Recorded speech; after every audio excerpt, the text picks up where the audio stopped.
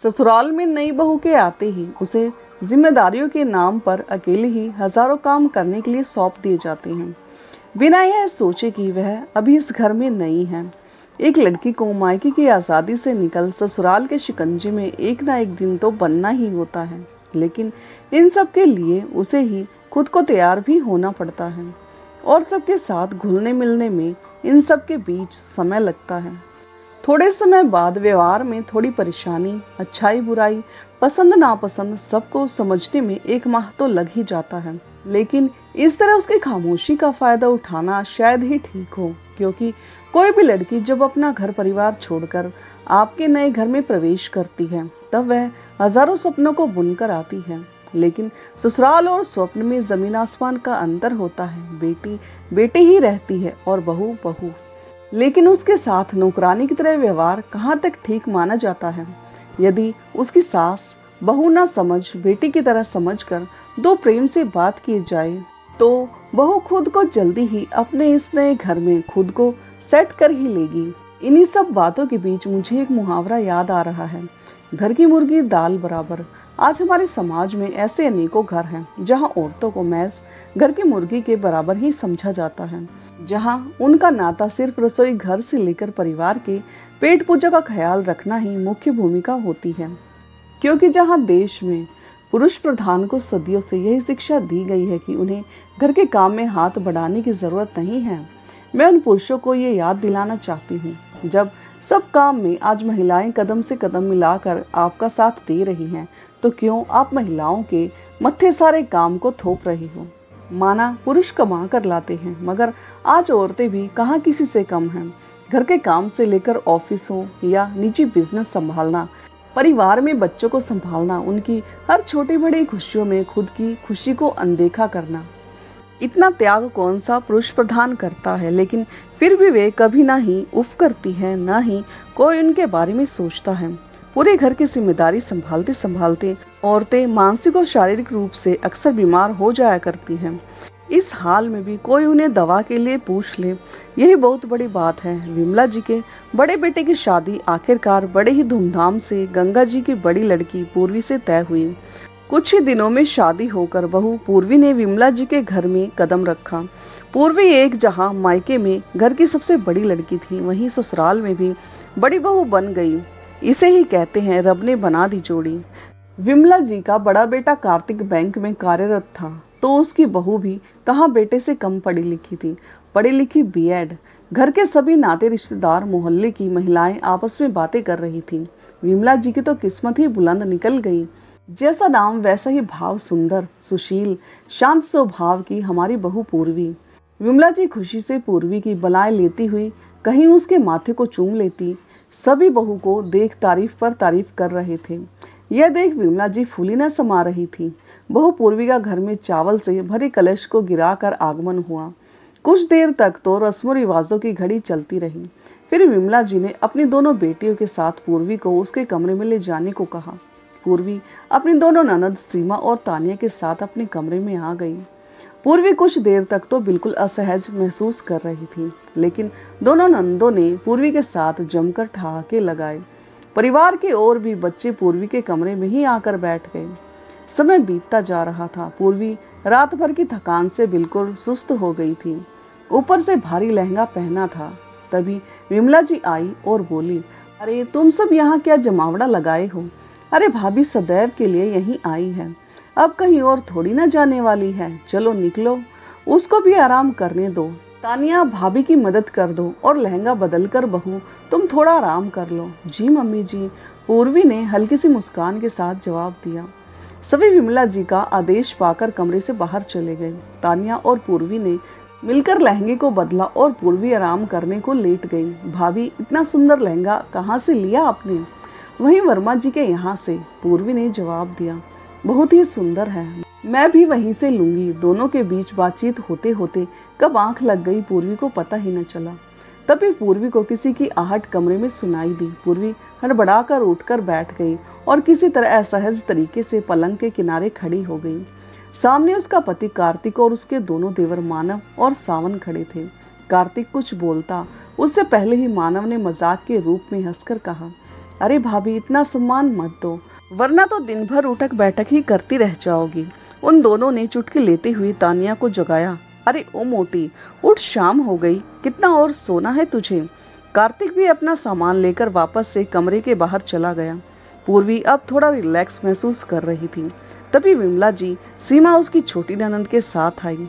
अरे बहू, आराम कर लिया हो तो अब जल्दी से तैयार होकर नीचे आ जा, मुंह दिखाई की रस्म करनी है। जी मम्मी जी, पूर्वी ने सिर हिलाकर जवाब दिया। विमला जी जाते जाते सीमा को कह गई, सुंदर से सजा कर लाना अपनी भाभी को, ताकि सब लोग देखते ही रह जाएं। अरे मम्मी, भाभी को क्या सुंदर बनाना, भाभी तो पहले से ही बहुत सुंदर है। पूर्वी कुछ ही देर में हल्के गुलाबी रंग की साड़ी पहनकर घूंघट में नीचे आ गई। सबके पैर छूकर वहीं बीच में बैठ गई। पूर्वी को सबने ढोलक दे दी। कुछ देर तो पूर्वी चुप रही, फिर उसे जो आता था उसने थाप सुना दी। थाप के साथ ही गाना भी गा दिया। सबने जमकर तालियां बजाई। फिर शुरू हुई मुंह दिखाई की रस्म। सभी पूर्वी की तारीफ कर रहे थे, मगर पूर्वी इतनी थक चुकी थी कि उसे ये सब बिल्कुल रास नहीं आ रहा था। लेकिन फिर भी सबको मुस्कुराकर जवाब देना और लगातार पैर छूने से पूर्वी की आज कमर ही टूट रही थी। लगातार जैसे जैसे सभी रस्में और रिवाज समाप्त हुए, कुछ रिश्तेदार आज ही अपने घर लौट गए। पूर्वी भी अपने कमरे में आ गई। सबकी चहल पहल के बीच वो पैरों को सीधा कर लेट गई।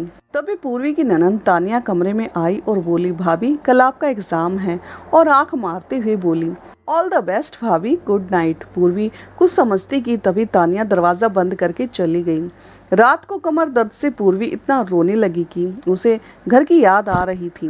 तभी बगल में लेटे पति कार्तिक की नींद खुल गई। क्या हुआ पूर्वी? तभी पूर्वी बोली, कुछ नहीं, बस हल्का सा कमर में दर्द है, ढंग से लेटा भी नहीं जा रहा है। क्या यहाँ आयोडेक्स या कोई कमर दर्द की दवा है? हाँ मैं अभी लाता हूँ, कहकर कार्तिक ने आयोडेक्स निकाल कर पूर्वी की कमर पर लगा दी। आराम पड़ने से पूर्वी आराम से सो गई। अगले दिन पूर्वी सुबह सुबह ही नहा धोकर नीचे आ गई। मंदिर में हाथ जोड़ 2 मिनट तक अपनी सास विमला जी को शांत होकर देखती रही। विमला जी गुनगुनाते अंदाज में फूलों की क्यारियों को ऐसे सहेज रही थी मानो पूरे घर की देखभाल भी ऐसे ही की हो। पापा जी बाहर गार्डन में बैठकर अखबार पढ़ रहे थे। तभी पापा जी कहने लगे, अखबार में खबर कम, विज्ञापन ज्यादा रहते हैं। मौसा जी भी हाँ में हाँ मिलाए जा रहे थे और एक साथ बैठकर चाय की चुस्की के साथ भड़ास निकाल रहे थे। तभी मम्मी जी की नजर पूर्वी पर पड़ गई। अरे पूर्वी बहू, तुम कब आई? ठीक से सोई कि नहीं? मुझे लगा तुम भी तानिया और सीमा की ही तरह सुबह देर से ही उठती होगी। बोलते हुए मम्मी जी पूर्वी के नजदीक आई और हाथ पकड़ते हुए बोली, बहू आज तुम्हारी पहली रसोई है। वैसे तो मैंने तुम्हारे खाने की तारीफ बहुत सुनी है, मगर अब चखने के दिन आ गए हैं। इतना कहते हुए वो मुस्कुरा दी। पूर्वी चुपचाप उनकी बातों पर सिर हिलाकर रह गई। मेरा सिर हिलाना था कि मम्मी जी ने झट से कहा, बहू आज तुम क्या बनाओगी? शुरुआत तो पहली रसोई की मीठे से होती है, जिससे कि परिवार में हमेशा रिश्ता मीठा बना रहे। ऐसा करो, तुम हलवा या खीर बना दो। जी मम्मी जी, पूर्वी ने विमला जी को सिर हिलाकर जवाब दिया। तभी ननंद तानिया आई और पूर्वी का हाथ पकड़कर बोली, गुड मॉर्निंग भाभी, चलिए आपको आपकी रसोई से परिचय कराती हूँ। ये है आपकी रसोई और ये रहा सारा सामान, सूजी का हलवा बनाने वाला और खीर बनाने वाला। ऑल द बेस्ट भाभी। इतना बोलते हुए तानिया किचन से बाहर चली गई। पूर्वी बिल्कुल अकेले ही किचन में कुछ पल तो खड़ी रही और वह ऐसी घबरा रही थी कि मानो उसे लाइटर भी चलाना ना आता हो। किसी तरह गैस जलाकर उसने जो ही कढ़ाई चढ़ाई, विमला जी रसोई घर में झांक कर बोली, बहू घी कम डालना, तुम्हारे ससुर जी को कम देना होता है। उनका इतना बोलना था कि कढ़ाई में घी थोड़ा ज्यादा ही गिर गया। ये भगवान, ये क्या हो रहा है? अब मैं क्या करूंगी? सब क्या कहेंगे मुझसे? आज तक तो सिर्फ 4 लोगों का ही खाना नाश्ता बनाती आई हूँ और यहाँ 10 लोगों का खाना कैसे बनाऊंगी? फिर उसने अग्नि देवता को प्रणाम करते हुए वापस से शुरुआत की। पहले उसने खीर चढ़ाई और दूसरी तरफ हलवा। इतना सब करने में उसे आधा घंटा लग गया। फिर दोबारा विमला जी आई और बोली, कोई चीज चाहिए तो नहीं? कोई मदद चाहिए तो बोलो, विमला जी ने मुस्कुराते हुए कहा। अब नई नवेली बहू क्या बोलती भला, किसी की मदद नहीं चाहिए, मगर एक लोग तो यही रहिए। लेकिन ससुराल में पहले दिन कौन लड़की भला बोल पाती है? पूर्वी अंदर ही अंदर ऐसा महसूस कर रही थी कि जीवन में उसने कभी भी काम नहीं किया। हाथ शुरू में तो कांपने लगे, लेकिन फिर पूर्वी हिम्मत के साथ किचन में खुद को माइंड मेकअप करने लगी और किसी तरह दोनों चीजें बनाकर तैयार कर दी। सासू माँ और दोनों ननंद किचन में आई और बोली, वाह क्या खुशबू है। विमला जी दोनों चीज बना देख खुश होकर बोली, अरे वाह दोनों ही चीज बना दी, मुझे तो लगा पता नहीं तुमसे होगा कि नहीं। वाकई जैसा नाम है वैसा काम। यह सब देखकर दिल प्रसन्न हो उठा। अच्छा सीमा, तानिया, दोनों मिलकर जल्दी जल्दी सबके लिए प्लेट में हलवा और कटोरी में खीर निकाल दो। इन्हीं बीच विमला जी ने अपने गले में पड़ी सोने की चेन को निकालकर पूर्वी बहू को पहनाते हुए बोली, ये खानदानी चेन है, मेरी सास ने मुझे पहनाई थी पहली रसोई पर और उसकी सास ने उन्हें। अब ये तुम्हारे लिए है, क्योंकि अब इस रसोई की मालकिन तुम हो। बाकी कामों के लिए तो नौकर चाकर लगे हैं, मगर खाना हम लोग तुम्हारे हाथ का ही खाएंगे। पूर्वी उनकी बात सुनकर मुस्कुरा दी।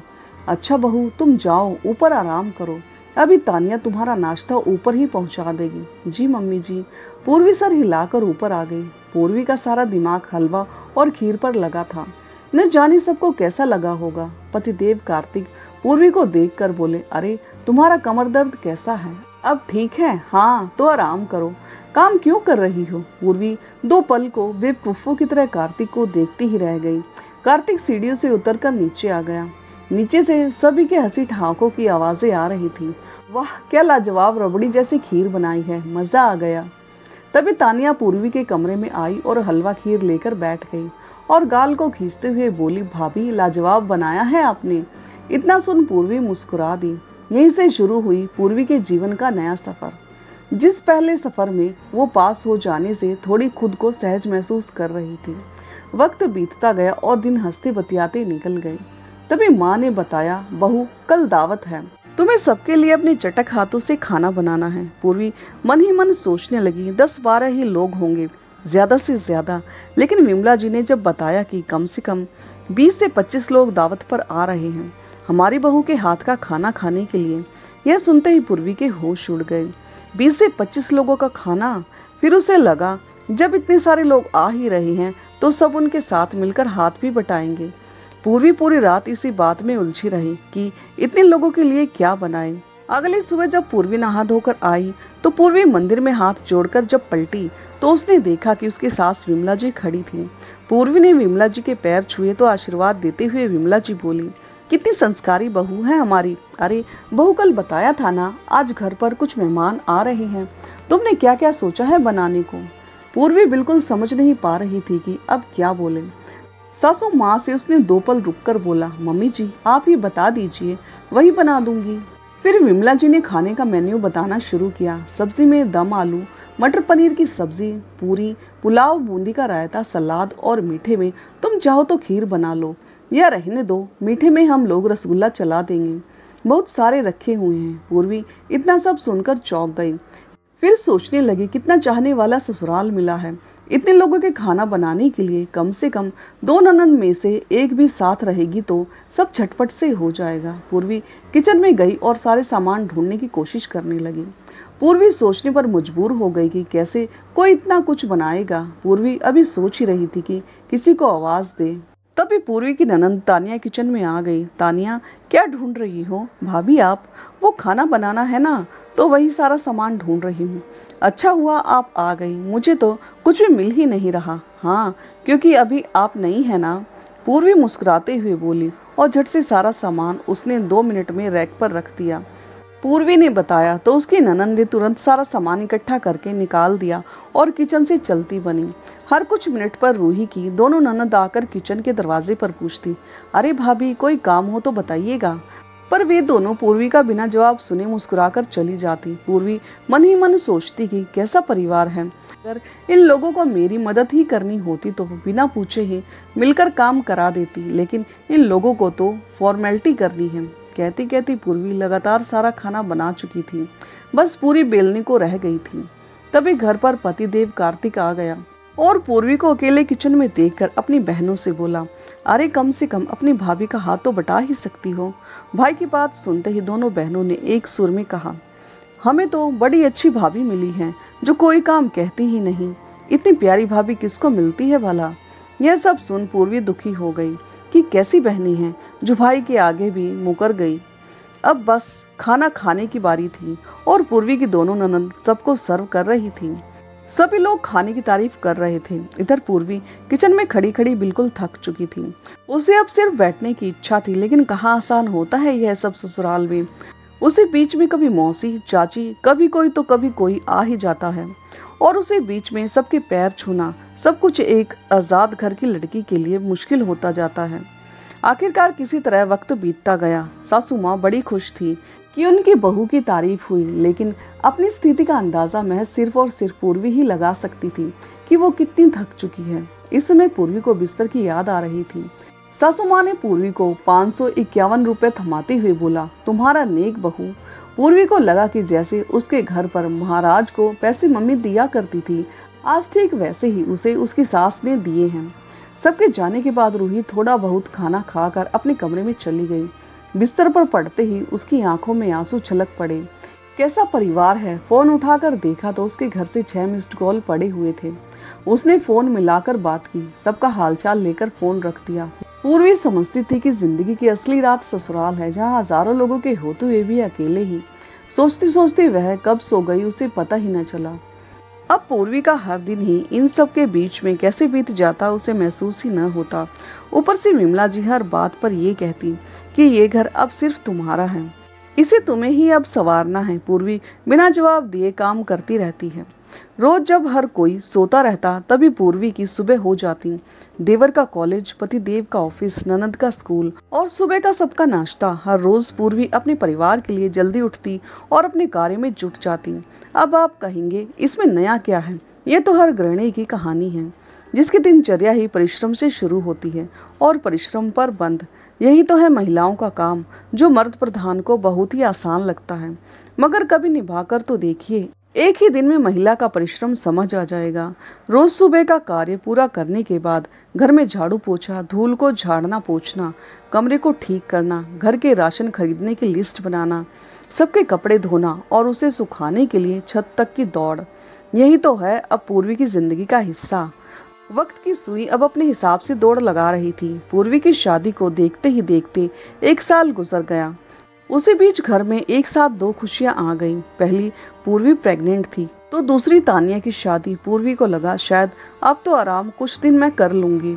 मगर उसी बीच घर में तानिया की शादी तय होने से पूर्वी के लिए पूरा दिन ही बिल्कुल व्यस्त हो जाता था। लेकिन कौन सा घर पोते की आस में बहू को आराम नहीं देता। विमला जी ने भी पूर्वी के कामों को कम करने का प्रयास किया। कुछ दिन के लिए बाई और घर में खाना पकाने वाली रख ली गई, लेकिन पूर्वी पर दिन भर की भागदौड़ अभी भी कहाँ कम होने वाली थी। घर की बड़ी बहू जो ठहरी, वक्त भी अपनी रफ्तार पकड़ते दौड़ लगा रहा था। कुछ ही महीनों में पूर्वी का समय पूरा होने को हो गया और उसकी डिलीवरी हुई। मुबारक हो, बेटी हुई है। पूर्वी यह सुनकर उदास हो गई कि मम्मी जी को तो घर का चिराग चाहिए था। बेटे की आने की खुशी जहाँ एक और सबको थी, वहीं विमला जी को बिल्कुल भी नहीं। वक्त बीतता और विमला जी का गुस्सा भी शांत हो गया। आखिर उन्होंने 1 हफ्ते बाद अपनी लक्ष्मी को स्वीकार ही लिया, ये बोलते हुए कि जल्दी अपनी मम्मी को बोलना कि तुम्हारे लिए एक भैया लेती आए।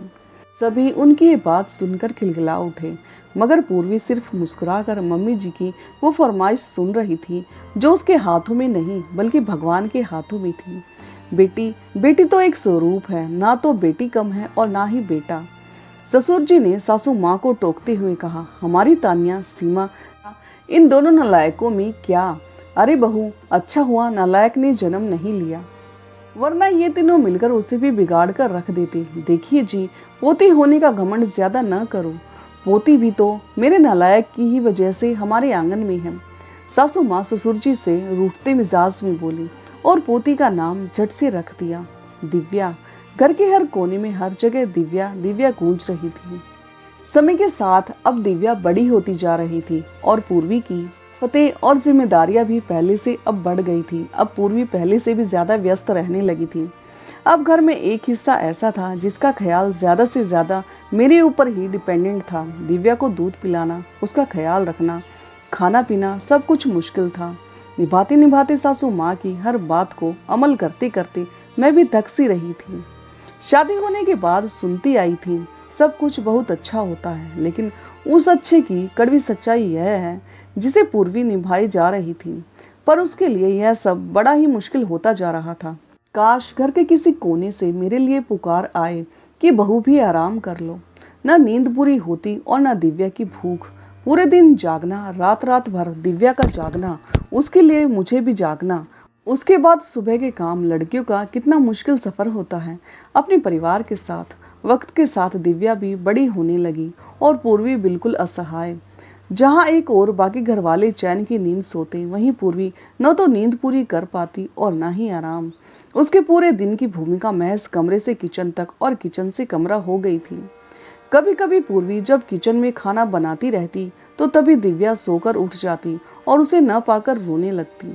पूर्वी किचन को जैसे तैसे छोड़कर गैस को कम करके कमरे में दिव्या के पास भागती।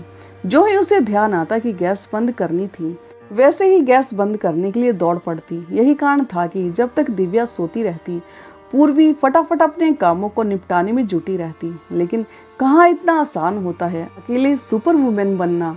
वक्त बीतता गया, दिव्या भी समय के साथ बड़ी हो गई। पूर्वी की परेशानी थोड़ी कम नहीं बल्कि और दिन ब दिन बढ़ती जा रही थी। दिव्या की पसंद का लंच बनाना, उसकी पसंद पर ध्यान देना, उसकी हर छोटी से छोटी बातों को पूरा करना, जैसे पूर्वी के ही काम थे। घर के बाकी सदस्य सिर्फ फरमाइश करते। शादी के बाद तानिया अक्सर 2-2 महीने यहीं पड़ी रहती। उस पर भी कभी कोई यह नहीं सोचता कि भाभी फिर थक जाती होगी, मगर तानिया जरूर दिव्या से कहती, तुम्हारी मम्मा सुपर वुमेन है। दिव्या खिलखिला उठती। कार्तिक, उसे तो कोई फर्क ही नहीं कि पूर्वी कैसा महसूस करती है, वह भी थक जाती होगी या उसे भी आराम की जरूरत है। बल्कि उल्टा कहता फिरता, पूर्वी तुम हर काम में ढीली होती जा रही हो, कछुए से भी ज्यादा सुस्त हो गई हो। आखिर हो क्या गया है तुम्हें? एक समय था जब तुम हर काम में एक्टिव रहती थी, अब तुम बिल्कुल सुस्त होती जा रही हो। कार्तिक ने पीछे रखी बाल्टी को पांव से धकेलते हुए बाहर निकलते हुए कहा, अच्छा आज मुझे देर हो जाएगी आने में, तुम दिव्या को स्कूल से ले आना। पूर्वी सोचने लगी, क्या दिव्या सिर्फ और सिर्फ अकेले मेरी जिम्मेदारी है? कार्तिक अपने दोनों भाइयों को भी तो लाने को कह सकते हैं ना। पूर्वी ने कुछ भी जवाब नहीं दिया। अब पूर्वी की जिम्मेदारियां दिन ब दिन बढ़ती जा रही थी। एक दिन विमला जी सीढ़ियों से फिसलकर नीचे गिर गई। पूर्वी के लिए अब एक और आफत बढ़ गई। विमला जी के मालिश और रोज हर काम से खाली होकर उनकी एक्सरसाइज करवाती। यही सब करते करते पूर्वी की शादी को अब 7 साल गुजर गए थे, लेकिन पूर्वी ने कभी उफ तक नहीं की। हर कोई उसे सुनाकर निकल जाता, लेकिन पूर्वी चुपचाप सुनती रहती। एक रोज उसने कार्तिक से इस बात पर बात करने की कोशिश की तो कार्तिक ने उल्टा जवाब दे दिया, तुम नहीं करोगी तो कौन करेगा? अरे जब उन्हें ही काम करना था तो तुमने शादी ही क्यों की? तुम्हें किसी चीज की जरूरत है तो बोलो, तुम्हें दिला दी जाएगी। पूर्वी ने कार्तिक से कुछ भी कहना ठीक नहीं समझा। वो समझ चुकी थी कि अब उसकी जिंदगी इन्हीं बंधनों में बंध चुकी है। पूर्वी एक रोज खुद को बिल्कुल बीमार और कमजोर महसूस कर रही थी। उसने सब काम निपटाकर दिव्या को सुलाकर अपने घर अपनी बहन से बात करने लगी। अपनी बहन से बात करते करते वह बातों ही बातों में फूट फूट कर रोने लगी।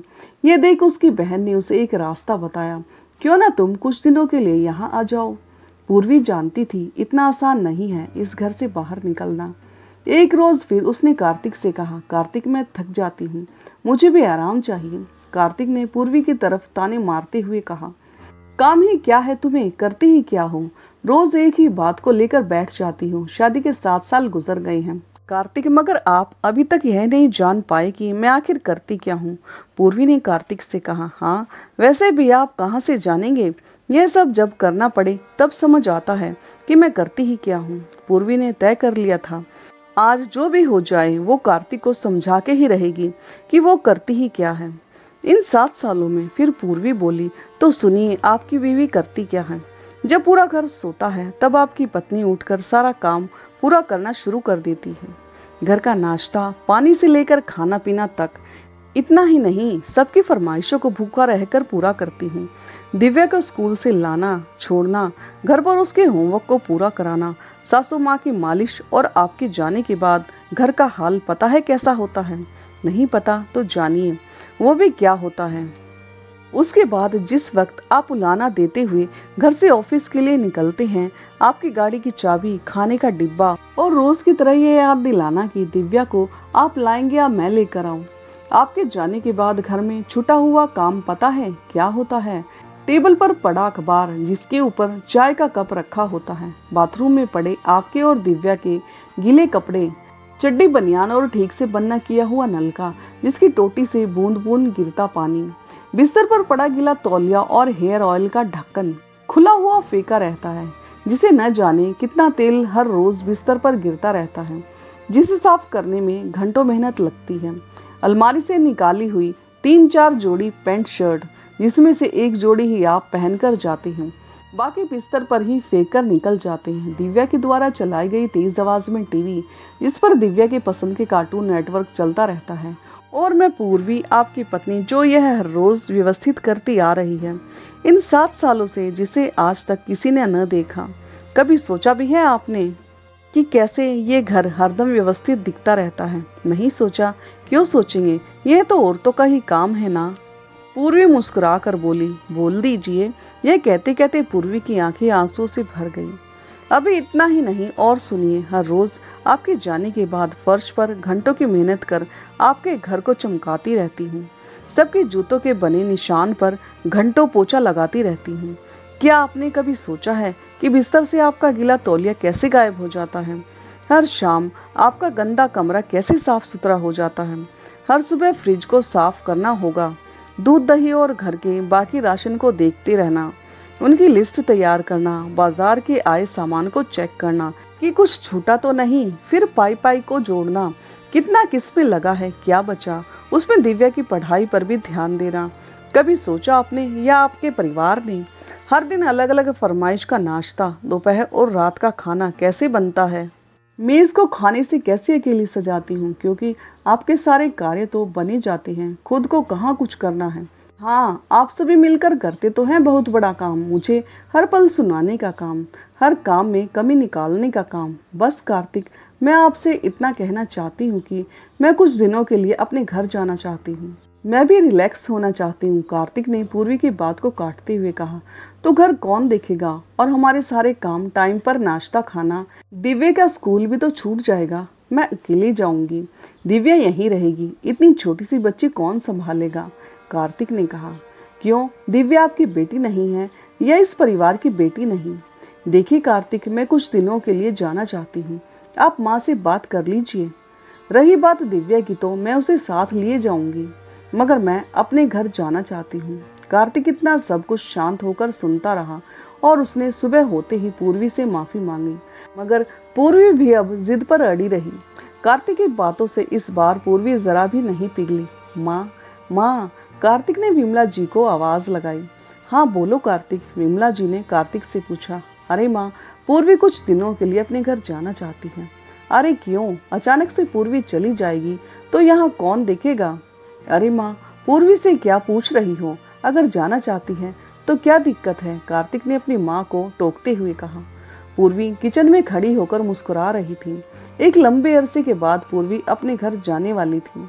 पूर्वी बहुत खुश थी। तभी सासू माँ ने कार्तिक से पूछा, अरे ठीक है, पर कब तक आना होगा? पूर्वी बहू, कल चली जाओ और 1-2 दिन रहकर आ जाना। पूर्वी सुनते ही उदास हो गई, लेकिन मन ही मन सोचने लगी कि आप पहले जाने तो दीजिए, मैं जल्दी आऊंगी ही नहीं। मम्मी, कुछ दिन आप लोग भी जाने की पूर्वी इस घर की क्या है? कार्तिक के इतना कहने पर और ससुर जी ने सुनते ही कह दिया, अरे जाने दीजिए ना विमला जी, बहू भी तो एक जगह रहते रहते बोर हो गई होगी। अजी आप भी खूब हैं, मैंने मना कब किया है? मैं तो बस इतना कह रही थी कि बस बहू जल्दी आ जाए, वरना घर कौन देखेगा। क्या बात करती हो आप विमला जी, बहू के पहले इस घर की बहू पहले आप ही तो रही हैं, और आपने घर को बखूबी संभाला है। इतनी क्या रोक टोक? बहू तुम अपना सामान पैक कर ले, कल ही कार्तिक तुझे छोड़ आएगा। जी पापा, पूर्वी ने जवाब दिया। पूर्वी आज बहुत खुश थी कि इतने सालों के बाद अपने घर की दहलीज पर कदम रखेगी, खुलकर हंसेगी, बोलेगी, सोएगी, सांस लेगी। पूर्वी ने रात में ही चने भिगो दिए और सुबह उठते ही चने की दाल का भरवा पराठा, खीर, आलू मटर की सब्जी बना दी। सबको एक बार चाय भी पिला दी और तैयार हो गई। तानिया ने पूर्वी को इतना खुश होते देख कर पूछा, अरे भाभी, आज तो आप बहुत खुश हो, कोई खुशी की बात है क्या? हाँ, मैं अभी अपने घर निकल रही हूँ। अरे इतने सालों बाद, वो भी अचानक? तानिया ने कहा। नहीं, कल मम्मी जी से पूछा था, तब जा रही हूँ। अच्छा, तान्या ने दुखी मन से कहा, कब आएंगी आप? देखिए 2 दिन रुककर आप आ जाइएगा। तान्या मुस्कुराते हुए बोली। पूर्वी तान्या की भावनाएं समझ गई कि उसके मन में क्या चल रहा है। तभी कार्तिक ने आवाज लगाई, अरे पूर्वी निकलो भाई, देर हो रही है। जी आई। पूर्वी ने विमला जी और पापा जी के पैर छुए तो विमला जी ने तुरंत कहा, जल्दी आना बहू, तुम्हारे बिना यह घर सूना हो जाएगा। जी मम्मी, पूर्वी ने जवाब दिया। इधर पूर्वी अपनी बेटी के साथ अपने घर आ गई और सबसे सालों बाद मिलकर बहुत खुश हो गई। पूर्वी के आते ही सारा परिवार बहुत खुश हुआ और फिर क्या, शाम के खाने पर उसने इन 7 सालों की कहानी 7 मिनट भी ना लगाते हुए सुनाने लगी। सभी आश्चर्यचकित रह गए। इतना सीधा साधा परिवार और इस तरह की हरकत। पूर्वी ने 2 दिन रहकर जाना चाहा। रुकना तो वो भी चाहती थी, लेकिन उसने फॉर्मेलिटी में फोन करके अपने ससुराल में पूछा कि कुछ दिन और रुक जाऊं। अब बेचारा कार्तिक भी शांत था। ठीक है, रह जाओ, लेकिन घर को तुम्हारी बहुत जरूरत है पूर्वी इन दिनों। अरे ऐसे कैसे, आप सब तो वही हैं और मैं नहीं हूँ तो क्या बिगड़ रहा है? घर पर सब ठीक है? कार्तिक ने दबे मन से कहा, हाँ ठीक है, बाद में बात करता हूँ। पूर्वी इन दिनों इतनी कमजोर हो चुकी थी कि सबने उसका हीमोग्लोबिन चेक करवाया। हीमोग्लोबिन बहुत ही कम निकला। डॉक्टर ने आराम करने को कह दिया और खूब खाने को कहा। पूर्वी बताने लगी, वहां तो मैं पानी तक सही से पी नहीं पाती हूँ, भूल जाती हूँ सारे कामों में। इतना बोलकर उसकी आंखें छलक गई। करते करते पूर्वी 1 हफ्ते किसी तरह अपने मायके ही रुक गई। एक दिन पूर्वी को लेने उसके घर से कार्तिक और देवर जी आ गए। अब तो पूर्वी चाहकर भी वहां रुक ना सकी। दबे मन वह फिर वापस अपने ससुराल आ गई। इधर जब वो ससुराल आई तो उसने देखा पूरा घर अस्त व्यस्त बिखरा हुआ पड़ा था। किचन में उसकी छोटी ननंद सीमा खाना बना रही थी और विमला जी लगातार उसकी मदद कर रही थी। पूर्वी चुपचाप अपने कमरे से यह नज़ारा देख रही थी। अगली सुबह पूर्वी जल्दी न उठी और उसे किचन से तानिया के बड़बड़ाने की आवाज आई। अरे जब भाभी गई थी तो ठीक ठाक थी, वहां जाते ही बीमार पड़ गई। तभी ससुर जी गुस्सा होते हुए बोले, क्यों वो इंसान नहीं? पूरा साल तो इस घर में पूर्वी ही दिखती है हर जगह। बीमार है तो आराम कर लेने दो कुछ दिन। तानिया चुप हो गई और विमला जी के साथ मिलकर खाना बनाने लगी। 2 दिन तक घर का यह स्वरूप पूर्वी को सुकून दे रहा था कि तभी पापा जी ने बड़ी जोर से बरामदे में बैठे बैठे कहा, अजी विमला जी जरा पकोड़े तल दीजिए तो मज़ा ही आ जाएगा। विमला जी ने तेज गुस्साते हुए ससुर जी को जवाब दिया, हाँ जी, यहाँ गर्मी में खड़े खड़े पसीना टपक रहा है और इनको पकोड़े चाहिए। पकोड़े की तरह तलने की मुझे ज़रूरत नहीं है, खड़े खड़े पैरों में दर्द हो रहा है। अरे भाग्यवान, पकोड़े और आपके पसीने से क्या लेना देना। अच्छा तो ज़रा किचन में खड़े होकर आधे घंटे काम कर लीजिए, यह समझ में आ जाएगा पकोड़े की कीमत। विमला जी ने पापा जी को जवाब देते हुए कहा। पापा जी जोर जोर से ठहाके लगाते हुए बोले, वाह भाई वाह, 2 रोज खड़े होने पर तुम सब इतने परेशान हो गए, लेकिन क्या किसी ने पूर्वी बहू के बारे में सोचा? बिल्कुल नहीं। या कभी बहू ने कहा किसी से कि खुद की फरमाइशों को खुद से ही पूरा करिए, या कभी बहू ने ये कहा कि मुझे गर्मी लग रही है। बल्कि हमेशा उसने सबकी पसंद का ख्याल रखते हुए बढ़िया भोजन बनाकर खिलाते देखा है। कभी भी उसे किसी को ताना मारते बड़बड़ाते नहीं देखा, न ही कभी उसे किसी की बुराई करते पाया। सदा जी जी में सर हिलाने वाली बहू सबको नहीं मिलती। विमला जी, आज आपकी बेटियां किचन में खड़ी हैं तो आपको समझ आया कि किचन में पसीना भी टपकता है। अगर इस घर में सब मिलकर कार्य करें तो बहू भी भला क्यों बीमार हो। पूर्वी यह सब अपने कमरे से सुन रही थी। उसकी आंखें भर उठी। तब विमला जी ने तय किया कि आज से सभी लोग मिलकर कार्य निपटाएंगे ताकि बहू पर बोझ न बना रहे। पूर्वी ने उसी दिन पापा जी की पसंद के पकोड़े तल दिए और उन्हें खिलाए। उस दिन से सभी को समझ में आ गया कि पूर्वी भी इंसान है, कोई मशीन नहीं। पूर्वी भी इस घर का हिस्सा है। उसने पूरे घर को संवार कर रखा है। पूर्वी जैसी अनगिनत बहुएं इस मकर जाल में पिसती रहती हैं, मगर पूर्वी जैसी बहू मिलना सबके नसीब में नहीं होता। तो दोस्तों, आपको ये भावुक कहानी कैसी लगी और कहानी का कौन सा हिस्सा आपके दिल को छू गया, कमेंट करके ज़रूर बताएं। और हाँ, यदि चैनल पर नए हो तो चैनल को लाइक, सब्सक्राइब और शेयर करना ना भूलें। तो मिलते हैं एक नई कहानी के साथ, तब तक के लिए धन्यवाद।